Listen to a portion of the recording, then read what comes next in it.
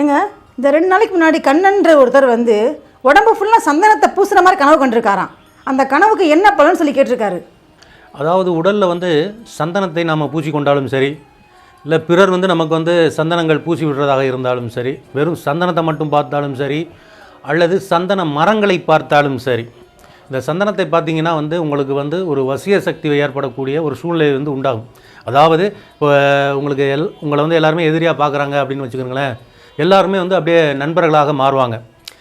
அதே மாதிரி வந்து உறவில் வந்து ஏதாவது வந்து பகை இருந்துச்சுன்னா அந்த பகை நீங்கி மீண்டும் வந்து உறவினர்கள் வந்து நம்ம கூட வந்து சேருவாங்க. இந்த மாதிரி நல்ல விஷயங்கள் வந்து இந்த சந்தனத்தை பார்த்தால் வந்து நடக்கும். வந்து உங்களுக்கு இந்த பலன் வந்து சீக்கிரமாக கிடைக்கணும்னா வந்து கோயிலில் வந்து குரு பகவானுக்குன்னு ஒரு சன்னதி இருக்கும்.